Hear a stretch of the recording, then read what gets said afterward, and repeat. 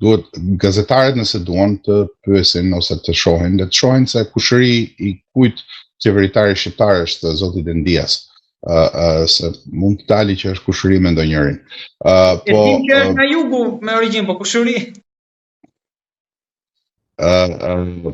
Gazetarët duhet ta hetojnë, kemi gazetar investigativ me kile në për Tiranë, po ata varen nga prokurorët veçantë ose nga SPAK ose nga policia për t'i marrin ato informacionet për që i servirin popullit. Të merren me këto çështje që janë më të thella, le të shkojnë dhe të bëjnë vërtet gazetari investigative ose hetuese, siç duhet thënë shqip, po.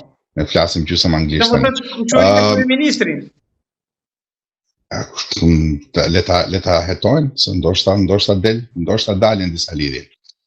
Po kjo është thjesht, domethënë, deri në nivelin gazetaresk të diskutimit. Në nivelin më serioz të diskutimit, duhet thënë që Paria e Tiranës sillet si vasale ndaj Greqisë. Agjenda greke është shumë e thellë se sa aq, shumë e thellë se sa marrja e ujrave litar.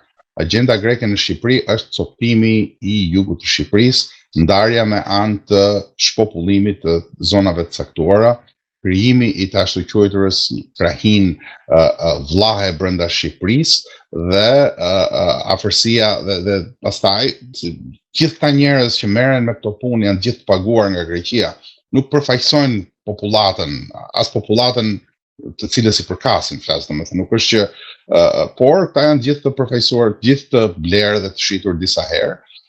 Në Shqipëri kemi, pra ndaj nuk më habit mua fakti që rigjallërohen to maskarallëqet, to poshtërsirat e vogla për të ashtuquajturit Vorjo e Pirë, që nuk ekziston, që është një sajesë e madhe. Ne nuk kemi një shtet shqiptar që të mbrojë interesat tona, sepse që Greqia i bën këto punë është pjesë e interesit grek. Greqia këtë punë do të bëjë, mos prisni ju që Greqia të vi dhe të ndihmojë shqiptarët, që këtë punë ka bërë gjithmonë. Diku nga fundi viteve 90 ishte një person që njihet sot në Tiranë që shkonte me çanta dhe merrte çantat me euro në atë kohë. Nuk e di ishin euro apo drahmisës, më kujtohet.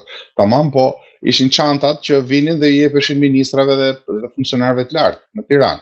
Kështu që shteti shqiptar është në funksion, ju është dhënë telefonia, ju është dhënë gjatë viteve, ju është dhënë sistemi bankar dytësor, gjatë viteve Greqia ka kontrolluar me shumë leva Shqipërinë.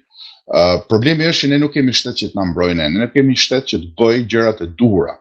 Ne nuk kemi një shtet që të vendos barrierat e duhura. Ne nuk kemi një shtet që të përfaqësojë Shqipërinë aty ku duhet, siç duhet brenda fuqive tona. Për shembull, ne nuk kemi një shtet që t'i kërkojë Greqisë njohjen e minoriteteve etnike.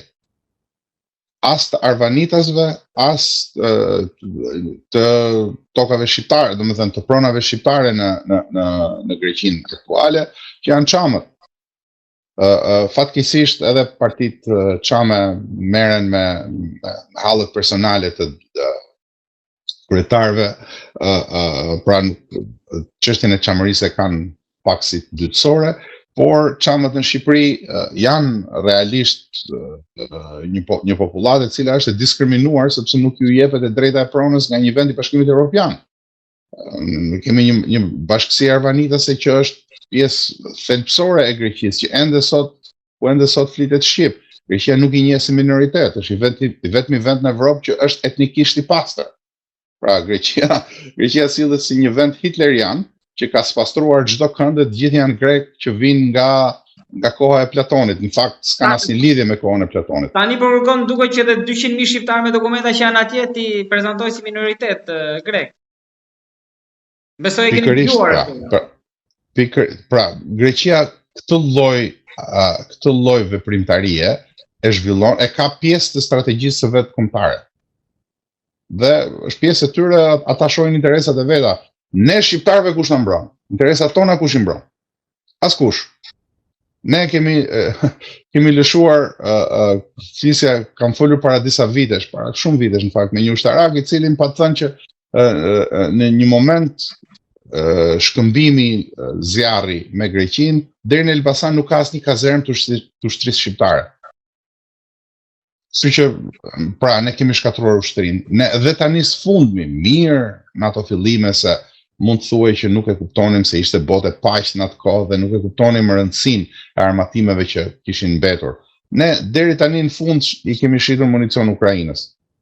Që duke që lufta botërore ishte në prag, që kishte filluar, që situata po acaroheshin, spaku ishte vendosur, pra kemi vazhduar të shkatërrojmë çdo lloj kapaciteti të brendshëm që kemi dhe të kthejmë në tenderizim çdo gjë që ka të bëjë me shtetin, sepse paria e Tiranës, siç e kam thënë shpesh herë, ka vetëm një objektiv: pasurimin, këta janë të pangopshëm.